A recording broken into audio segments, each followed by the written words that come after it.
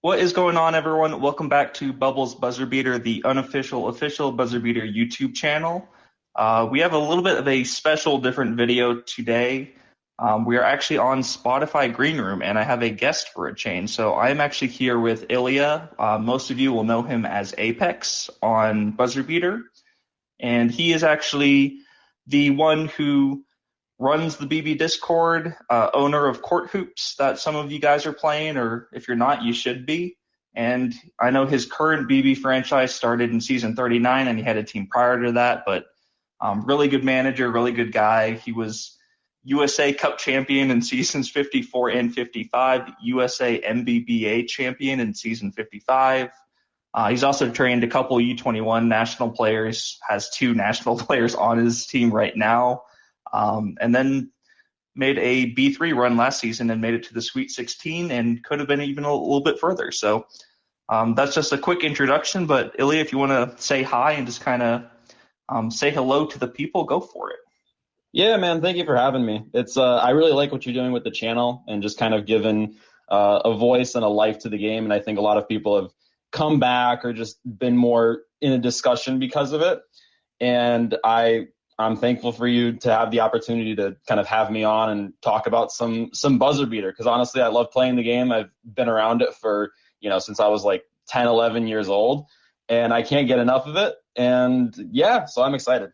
Yeah, I was saying, I'm excited to have you on too, because I know you're the big coder and understand stuff about game engines and how they work, and that's never my forte. So we'll go into some stuff about like team building and kind of talking about your run, and then later on talk about the BuzzerBeater game engine as well as how that relates to CourtHoops and just basketball simulation stuff in general. But to just get it started, like I said, season 55 NBBA champion as well as USA Cup champion. But obviously it's been a long run to get there. You started out in Division 4 just like everyone else, and there's actually a gap that I'm really interested in getting your thoughts on and how this came to be, because you ended up going from Division 4 to Division 1 in 6 seasons, which is like insane to me because I've never made it past Division 3, and a lot of people know that. But what did that progression look like going from Division 4 to Division 1 in 6 seasons, and how did that happen for you? So, well, first of all, I'm going to say this. That happened because of money. Money is like the number one thing in this game, and like planning out your run starts with planning out how much money you need. Right before that Division 4 or Division 1 run, I had a run getting up to Division 2 and then selling off my U21 player and the whole roster that I had getting up to Division 2, and that brought in $10 million straight, right away. And then as I'm taking down, I also had a few more trainees that I was, just kind of getting training in as I was going back down to Division 4, and I sold them off and got another $5-6 million. So at some point I had like $17 million just sitting around, and I waited on the transfer list until I found the 2 players that I really, really needed for my run. And those were Barry Askew and Nick Rasmussen. And both of them ended up being U21 national team players. And they were the ones that kind of headed the run. So I think what got me up really quickly was having the funds to first acquire them and then be able to train them up for the national team. And that season that they were on the national team, I went up to Division 2. And really quickly after that, just kind of kept adding the pieces around them that needed to get me up to Division 1. But yeah, no, without the financials to be able to do it, without the setup that happened beforehand, and without getting the right pieces at the right time, it wouldn't have happened either that quickly or that well. I was going to say, how hard is it because I know a lot of teams get into a habit of they'll make Division 2, they'll be a playoff caliber team, and then it's just not working, but they aren't able to remove those players that they've, risen up the ranks with and have like the emotional attachment to. So they just kind of hover in Division 2 for a long time. What made you so willing or so able to just essentially, tank from Division 2 once you had gotten to that point and drop all the way back down again? Yeah, well, it was actually really hard because I remember I started season 39, And then I believe the season I got up to Division two was 42. It was either 42 or 43, so it was like pretty early on. But I knew I was out of money. I knew the team wasn't going to be competitive, and I knew that they were all very young still. So my options were to keep training them up with absolutely no money and probably no hope of getting up to the NBBA because a lot of them were kind of on the older end of young, or to sell them off and then tank back down and then try it all over again. And I think part of the reason why I was fine with selling them off was because I knew that I wasn't set to make the NBBA that time. That wasn't the goal. The goal was train for U21, make Division two, and then once I hit that goal, it was sell off because I knew that I needed more money to hit like my eventual goal, which was NBBA. So it made it a little bit easier when I had the plan coming in. But if I had the plan of hitting it, the NBBA from the top with that squad and I had to sell them off, it would have been much harder. Yeah, I was gonna say I like I said, I could never. I feel like that's something that we'll talk about a forum post that you actually made just today, I believe, and go over it's like the Apex 10 commandments to being successful in BuzzerBeater, and there's a lot of good stuff in there. So we will touch on that in just a little bit, but you've touched on the economy and saving money, kind of building up through the ranks, saving money and doing it from that aspect. But training wise, you said that you trained a couple of players and you kind of had to train them in a way so that as you're rising to Division three, Division two, your players' salaries aren't getting out of hand at the same time. So what did that training strategy look like for you, and why did that progression work so well? So I think one of the keys to that was that I chose to train small forwards from the very beginning, and that kind of came with market availability. So when I was first looking for players to buy, when I was starting the run back in, season 44, 45, whenever I was all the way back down in Division 4 and I picked up Rasmussen and Askew, I just noticed that, okay, there's small forward builds, they're 6'7", and I want to build them for salary efficiency. So I'm building, some guard skills, some big skills, guard skills, big skills, and just kind of alternating so that none of it's really getting out of hand with the financials. And that let me make money while winning at the same time. I don't think there was a single season when I was promoting that I went in the negative at all. So every single season I was making money and winning my matches. And being able to do that was huge. I think if I built bigs, for example, right, and by the time they were in Division two, both of them cost me, $100,000 a piece per week. Like, yeah, a piece. $100,000 a piece per week. Like, it's really hard to fill in the rest of the roster when you're spending so much on two guys, and then you're gonna have to keep training them, so they're gonna keep staying at that amount.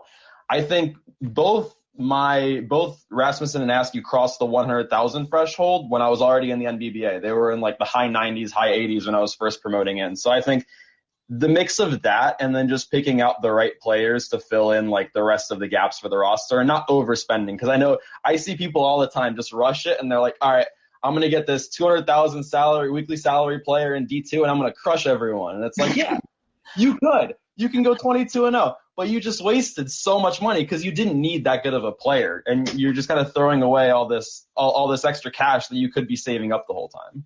Yeah, I'd say efficient players is a big reason why a lot of the top teams, like Monty Stargard, I remember all of his players were so incredibly efficient when he was winning B3 and competing at a really high level, which he still is. I mean, seems like 20 plus seasons now, but yeah, salary efficient players are just killer in BuzzerBeater, and I think the small forward approach that you had was really, really good. But some things about the 10 commandments of this post, I'll post it on the actual video so that when we're talking about this, people can kind of follow along too. But the first 4 commandments you kind of touched on, which is talking about how money rules everything, patience, patience, patience, have a goal in mind, and then plan aggressively.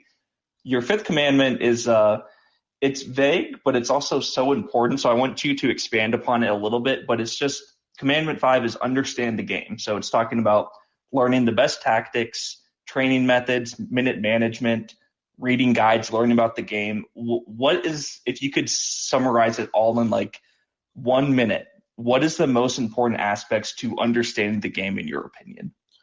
In my opinion, I'd start off, right, if I was a new player, I'd go into reading the BuzzerBeater guide by Rip, RIP. It's pinned on there. I think it's either in BB Global or BB Advice or one of the forum channels. And his guide is a lot more in depth than the actual game manual. So read the game manual, read his guide, and then as soon as you can, go on the forums and just go poke different people. Go start talking to, me, other NBBA champions that are hanging around, anyone that's chatting in general chat, see what they're doing, see what they're up to.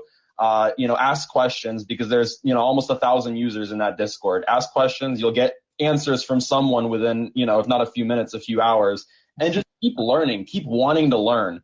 I know that I mentioned message me, and I'm hoping I'm not going to get 100 messages after this. That would be real funny. But no, seriously, go poke people. They will answer you. You will get answers from people. You will keep learning about the game, and you will figure out, don't take what everyone says as the rule of law, but combine it with the other information you've learned, and then make your own kind of analysis on the game, and you will improve, you will get better. Yeah, no, that's perfect. I couldn't have summarized it better myself. I know a lot of BuzzerBeater, there's 13,000 users roughly, and I'd say maybe a third of them, maybe a fourth of them actually commit time to learning more about the game and being invested in the forums, learning about the game, asking questions in the Discord. So that's so important. But transitioning to something that I think is kind of funny, and you can talk as much or as little about it as you want, but Commandment 6 and 7 talk about scouting your league and scouting your country. Mm-hmm. And I know you are the, reigning NBBA champion, reigning USA Cup champion. I know you are constantly looking at other teams around you, trying to figure out who has the most money coming up, who might be coming to the NBBA. Are there any specific teams that scare you for this season, or that you're looking at kind of side-eyed for the next few seasons that you're worried about building on? Yeah, so there's a few. Mediocrity, when he promoted, and he is the manager of Wasted Potential. He promoted, and then he got Calvin Webb on the first week of promotion, and that's a statement right there. If you're gonna make a statement coming in, grabbing Calvin Webb is the number one statement you can make, because he's a really, really good national team player. I'm not gonna give any stats or anything, because you don't know who's listening. We might get some spies in here, but he's really, really, really good. And it's just quite a statement that he made, and I think he has money too, working with him, because I know some of the other guys in the NBBA are just absolutely broke. They're hanging on a limb there, and they've got their roster, they're winning games, but they just don't have the finances to pick it up an extra step. But I think he does. I think he does have the money. I think he has a good team around him where, in a season or two, or even with another big pickup, I don't know how much money he has. If he's sitting on 10 mil, he can really make waves happen right now. Another one that I'm looking at, Irvine, kind of spooked me a bit when he picked up another player, Irvine Anteaters. And then he sold off Deion Jackson, who's one of the better players in the league as well. So he was scaring me a little bit, but kind of easing away now that one of his best players is gone.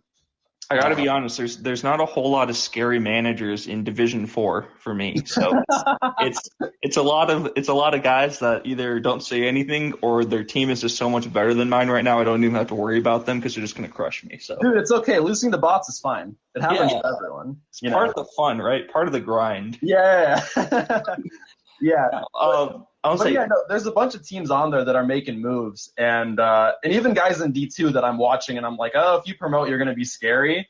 So yeah, there's people coming up. I haven't seen, so I'm going to be honest, I haven't seen anyone make a move yet that is super threatening, but I think people can. I think people very easily can flip a switch with one good purchase, and they'll be extremely competitive.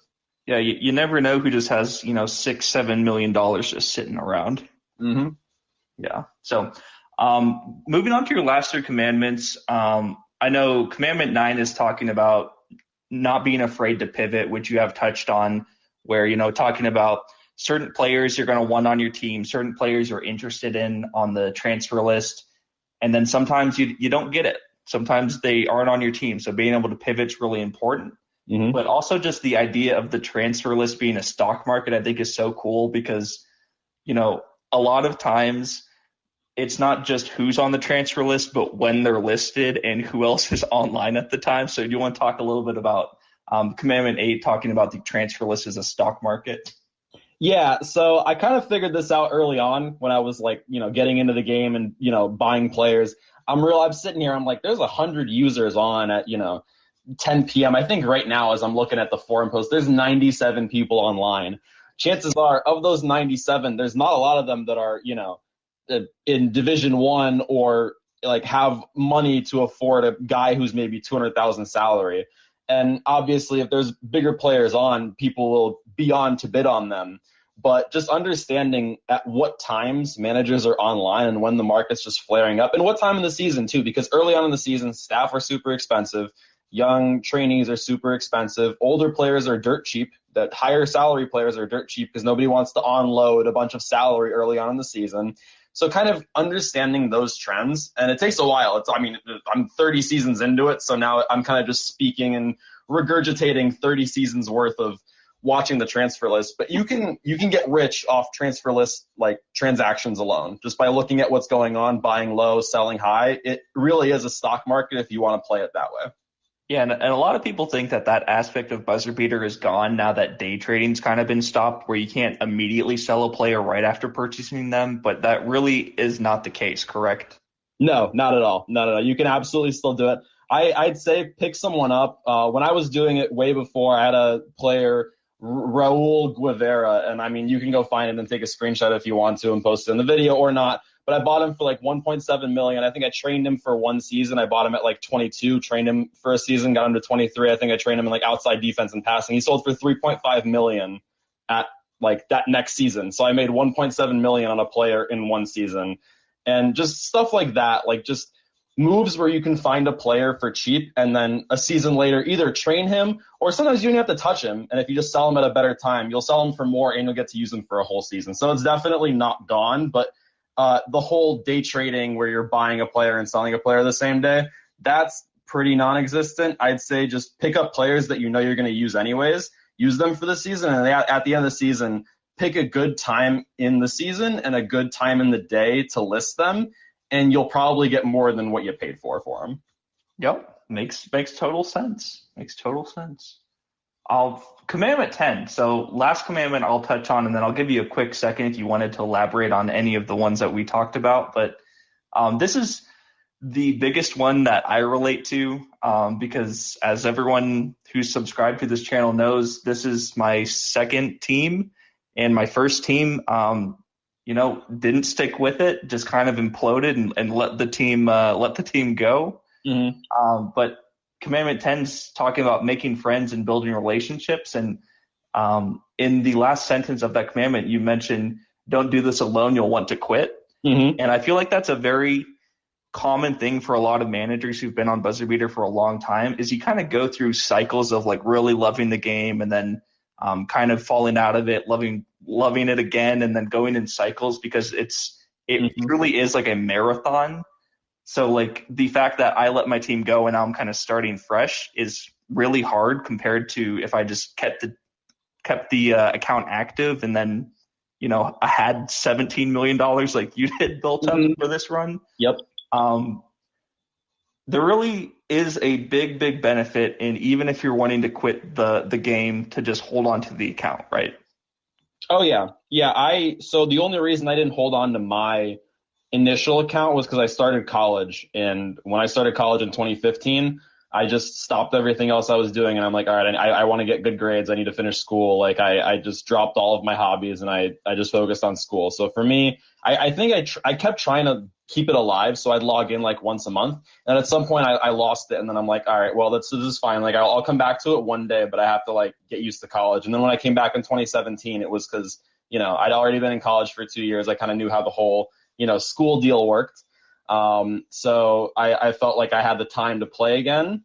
But yeah, it's really important just to keep the account alive if you can and keep making money off of it.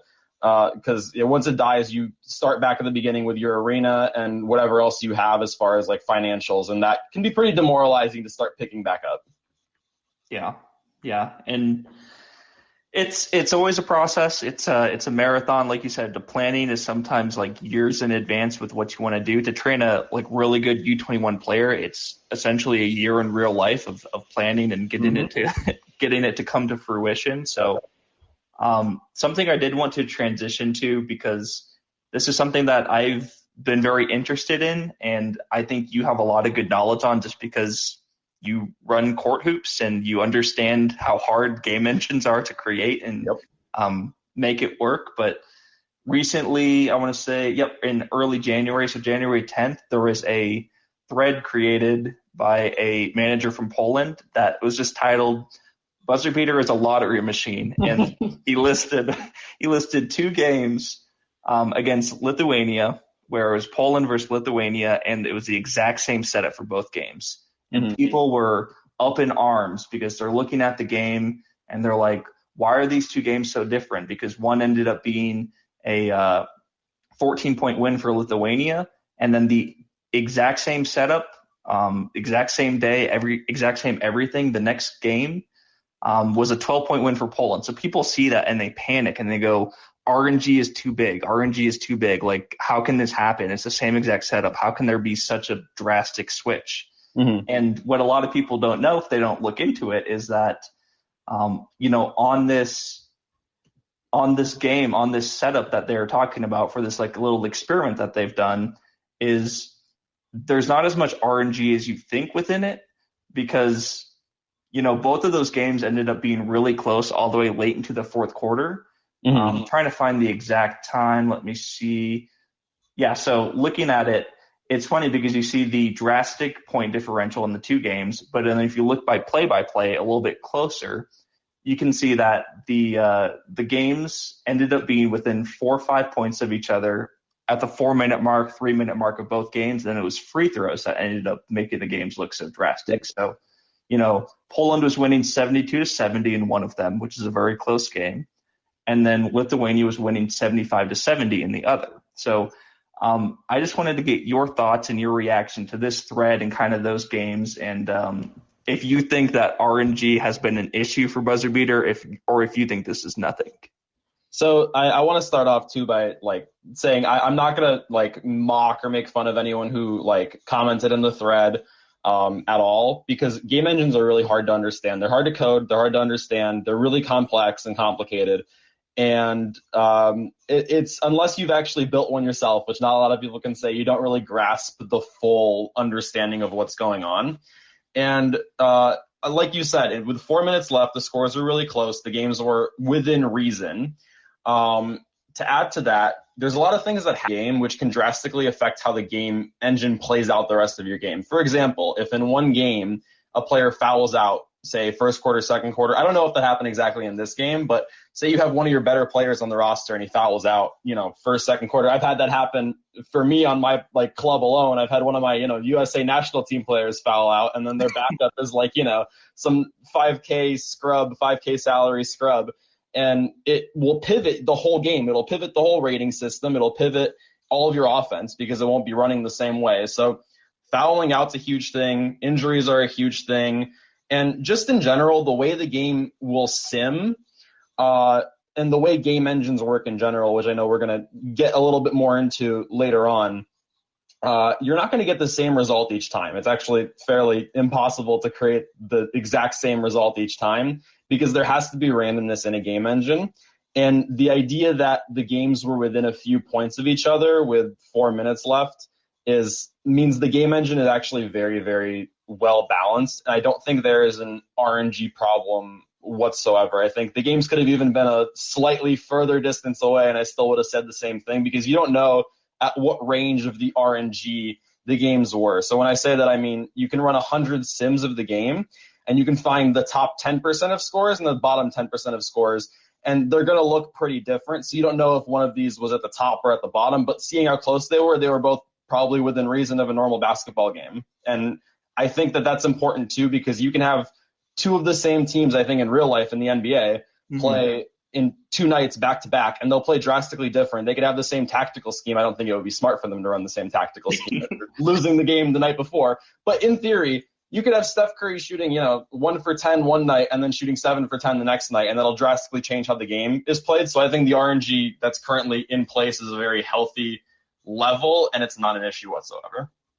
Yeah, I'll say there's been a lot of examples too of the game engine even veering on the other side, where people would say these two games are almost exactly the same, or these two games are too similar, where they're like it's not enough RNG. So it's funny because you see the examples of people saying there's too much, and then you see the examples of people saying there's none or there's not enough. So that gives you an idea that maybe it's a perfect balance.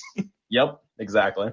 Yeah. So transitioning a little bit, I did want to just talk a little bit about just the buzzer beater tactics and buzzer beater update that was very recent in regards to, how the tactics have changed, kind of what you're looking at, and then also looking at the update. So as a lot of people know, I've never been a fan of base offense, inside isolation, outside isolation that much. Those aren't offenses I play very often. I think you're very similar in that. Mm-hmm. Same thing for defenses, 2-3 zone.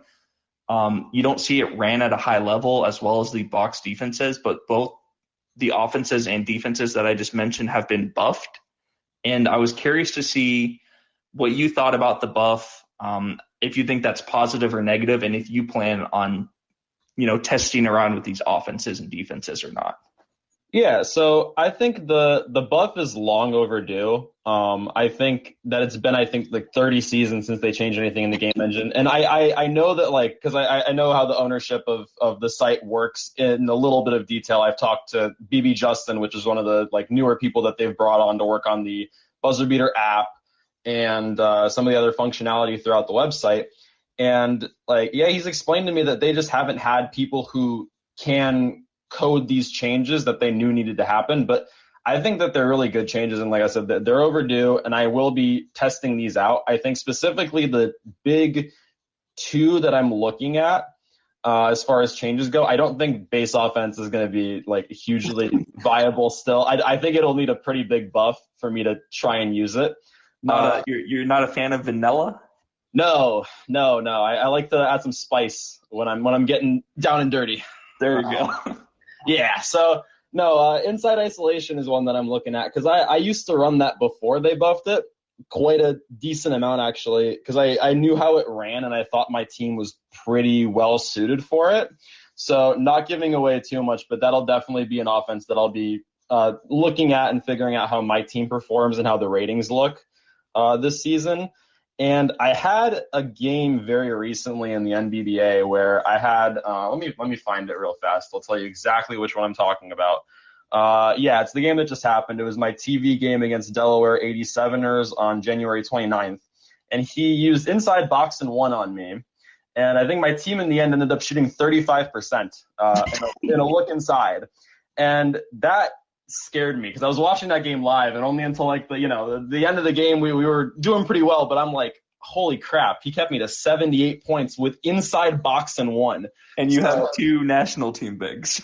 Yeah, and he used outside isolation on me, and I'm like, what the hell is going on? Why is this game so close? He went outside isolation, inside box and one, and the game I was sweating out the game. So the changes are definitely visible. And the inside box and one keeping LI to 35% shooting, with me only getting 17 free throws, I'm going to look into that one as something that I might try against some of the teams up here that just spam look inside. And I want to see how good it is because it might just be the new way to deal with the look inside spam going on. Honestly, I've always been a decent fan of inside isolation. Obviously, it's never been one of my like go-to offenses, but I did for my U21 run. I did have a lot of success using that as a change of pace offense, and even ran it in a semifinal for U21 before. So that is definitely one that I'll be looking into as well. And I'm excited to see. It's nice to see it work for my team, but it's better for the game to see it work with your team because that's how it actually means something, not on a Division 4 team. Yeah, I mean, inside isolation was always the Walmart look inside a little bit. It was like, I want to run look inside because my team doesn't want to do motion, or I don't want to run, run and gun. So I'm going to do look inside isolation and hope that they guess inside fast so I can bamboozle them, and then it'll just play out, amazingly for me.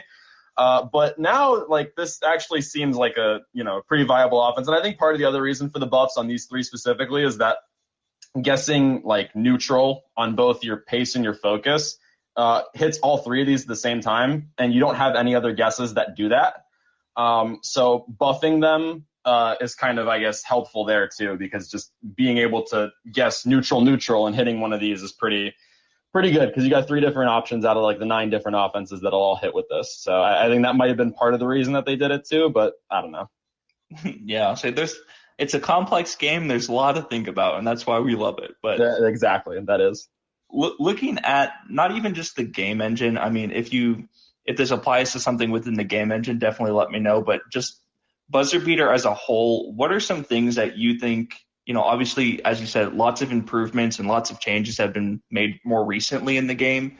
But is there something specific that you'd want to see improved or changed for BuzzerBeater, whether that's game engine, functionality, roster building? Is there something that you would like to see changed or improved for BuzzerBeater? So off the top of my head, I can think of a few things. I think the UI design still being exactly what it was in 2006 is the very first thing that I think of. And Justin's been doing a great job at that. He's the one that designed the homepage, and I was talking to him about it. It's the new homepage that shows up if you go to buzzerbeater.com directly, not like through a different external link. Mm-hmm. It'll show up. It looks super good, and he was laughing with me because he's like, oh, I built it, and then you log in and it sends you back at like in time 15 years. And I'm like, yeah, it kind of does, doesn't it? He's like, yeah, it's not the best, but it's something. And I'm like, yeah, you'll get there. So I think hopefully they keep going page by page and they just keep modernizing everything. I don't know how they're going to work that in with the app too, because I know they're working on development for that, and I think Justin's currently the one big developer who's working on all of this at the same time. So I don't think he'll be able to do everything all at once. But as far as a UI perspective, I think that's super important. As a game engine perspective, I think that everything's running pretty well, honestly. I love the GDP is a fantastic idea, so that you're not, able to just run the same thing over and over again without any kind of like response or retribution from your opponent, because that was getting out of hand back, season 30 and before, when it just wasn't implemented yet. But yeah, I think these changes, I want to see how they play out. I want to see the stamina changes that they suggested, and that was partially why like my B3 run isn't ever really going to be that spectacular. I think top 8 was my final goal for it. So if I can do that in the next 2-3 seasons, that'll be good. But I just don't want to have a 6-man team. I don't, because I know that I'm not going to be able to win both the cup and, NBBA titles with a 6-man team. It's not as fun. One person gets injured and you have like this whole risk to your team. So I just don't find it fun to run that. And I know other people do. But I think it's a little bit unrealistic just to field 6 players. So I hope they add some changes where like stamina and just, where fatigue works a little bit more elegantly throughout the game. I think that'll be a great change mixed in with all of these buffs. I want to see how that all plays out. Yeah, no, I think those would be good. Also, I mean, one thing that it's a funny aspect to BuzzerBeater, but it's not the best in the fact that you can only, if you wanted to play 3 players and just have lucky fans, you're more than welcome to do so without a forfeit. I've always thought that's funny and hasn't made sense, but I think fatigue and roster size is something that they're starting to work on more, and I think it's a great addition. So I agree with you 100% there. Oh yeah. Transitioning again, probably be wrapping up here in just a little bit, but I did want to make sure we talk about your game because, like you said, it's very, very hard to create a basketball simulation game, and you took on the challenge of trying to do that with CourtHoops. Still in its early stages, but it looks really, really promising. I'll put a link in the description, too, for anyone who's interested in CourtHoops who can go and register for it, join it. It's aesthetically much more pleasing than BuzzerBeater at the moment. And then the game engine and stuff, obviously early on, features still working on it, but it's really, really promising, as I said. What from BuzzerBeater impacted or inspired how you set up and how you're currently building CourtHoops? So yeah, BuzzerBeater originally was, what I've been playing for, years and years and years. And at some point, I was going through school and I realized that I want to also build my own, basketball simulation game. I want to take on that challenge. And I was working on it throughout all of college. And then my senior year, I got it approved as a project to do for course credit, which was awesome. I remember like telling everyone, that I knew, I'm like, I got this project that I love working on, and I'm going to get graded on it. And I got an A for it, obviously, because I was working on it in my free time. But I was like, oh, it's going to be a free A. It's going to be a GPA booster. I found a professor in the computer science department who loved basketball.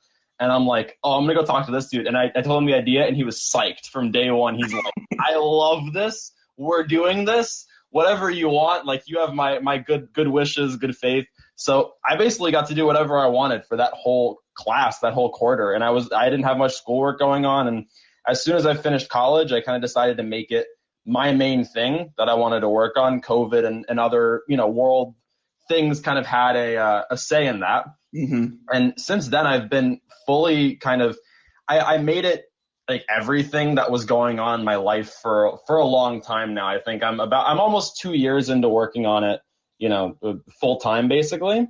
And it's kind of all encompassing because I've given up a lot to make it happen. I've given up free time and time that I could be doing other stuff or like a job. Sleep. You've given up a lot of sleep. Yeah, I've given up sleep. I mean, you've seen me up at 2 a.m. like putting out updates and stuff. So it's been a lot, and I'm slowly working on I'm still working on development and kind of trying to keep it up and maintaining it. But I have like other things going on in life, so I'm slowly like working my way away from it just a little bit. But it's really hard, and I have a lot more respect for BuzzerBeater and everyone that's worked on that project at whatever point in it. Because even though it's been around for a while and everyone's like, oh, we want these updates, we want these updates, we want this, we want that, like it never ends. You always want more things. The things that like everyone wants something, and you're never going to get it perfect. So I just think that when you're building something like this, the slow progress where you're kind of getting as much done as feasibly possible is super important. Yeah. I was gonna say, what's the hardest thing about a basketball simulation game to replicate, in your opinion? Replicating 100% is the game engine, and how I coded that is really interesting. So I can kind of go into a little bit more how the RNG really works. Oh yeah, this is why I brought you in. This is what I came here for all the coder talk. I want to hear it. Okay, so basically, when I was coding the game engine, the first thing I thought was like, how is the game going to run? And the way that I decided to do it was I decided to have a set of plays to pick from. Some of them may be more, looking to move the ball inside the paint. Some are more like a motion play where you're going around the outside and you're looking for shooters. Some are more driving plays where you're cutting inside. Some are more pick and rolls. So I created a set of plays. And when you select an offense, it's giving a different distribution of those plays. So it's saying that, maybe in motion, you're going to run like the play that's passing around the outside like 5 times more than you're going to run like a play that's going to drive into the middle. So you're still going to run all the plays. You're just going to do them in different proportions, basically. And I think BuzzerBeater has something similar where they have a list of plays where it's doing like, certain things at certain times. And they're being run in different proportion based on what offense you're choosing. So that's why you're still getting, outside shots when you're running look inside, but you're getting them much more infrequently. And with the actual plays, this is where the RNG comes in, because the way that CourtHoops works is basically each second as the shot clock counts down, there's an action that a player could do. So it's just basically think of a tree where it starts off with, the point guard has the ball. He can either pass, or maybe he can try and like dribble past his defender, or, wait for a pick. So there's 3 different ways the offense can go. Then from all of those choices, there's also more choices. So it's kind of a branching out offense. And the success of each of those individual choices is based on the player's skill. So say a player has really good handling and he's trying to dribble past his defender. That'll work a lot better if your defender has really bad, mobility and outside defense, and you have really good handling. It'll be easier for you to complete that step. And then you'll be, for example, like either closer to the rim, or maybe you'll be uncovered and you can take a jump shot. And then, when you take a jump shot, how guarded are you? And that depends on, what defense you're running and whether you're in a zone or so. You can kind of think of it as like constantly branching out. And each stat that each one of your players has impacts each decision at a certain point in the game. So there's a lot of RNG going on from a like microscopic standpoint, but then there's a lot that goes on there where your stats are impacting how the RNG plays the game out. And for example, if you're playing a really good defensive team and your team's not that good at all, like you're not going to get very far with the ball. And that's kind of, I think, how game engines are coded. Like, I don't think there's another way to code a game engine. I think in reality, that's how you have to do it. You have to add some level of randomness mixed in with, the skills impacting how the randomness plays out the game. That, you know what, I never knew I'd learned so much in such a little time with that explanation, but that really is so, so helpful in just thinking about how it works. And, every time you watch your player miss a shot, knowing that there's 30 plus million things probably before that led up to that point. Really, really cool to think about. I know one thing that is always funny in terms of, watching play-by-play games and basketball simulations is there's so many different ways to say something in real life as to what's happening. But in basketball simulation games, so BuzzerBeater and CourtHoops, you can only write out so many things. So that's why I know in the very, very early stages for CourtHoops, you saw 15 windmill dunks a game. Yep. How long of a process is that to just add in the text and thinking about different ideas of all right, not just a windmill dunk, but a finger lay-in, but he lays it off the glass. He does an alley-oop, all these different things. How long does it take to come up with all of those? And do you have a set list, or you just kind of come up with them as you go? Yeah, there's a list. There's, I think, 5 different ones for each type of shot. And there's there's so many different types of shot. I'm trying to think, because you can shoot from 5 different places, quote unquote, on the court. And each one has 3 different levels of contesting. So you can either be smothered, contested, or open. So there's 15 different types of shots you can take. And then from each of those, there's 5 different lines. I think there's 75 different unique lines of text that needed to be added. And those weren't too bad. It took me a while. I think I started with 2 or 3 initially, and then I kind of added on.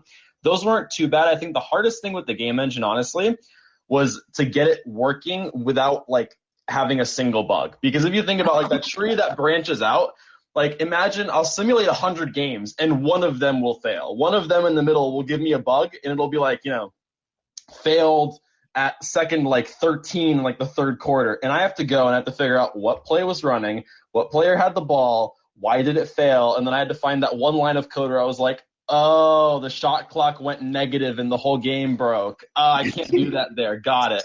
So Sorry, is that what happens when you see? So I know in BuzzerBeater, there's something that happens occasionally where the shot clock will completely run down to 0, but the game will just continue for 8 seconds. Is that what's happening there? Is just a random small bug that just doesn't get caught at some point, or what is the reasoning for that? If you had to guess, it's 100% a bug. It's a bug that it's been around since I think the game was created, and I don't know exactly what happens. I don't know if it's text that's not being displayed to us or if at some point they have basically in coding, there's something called state mutation.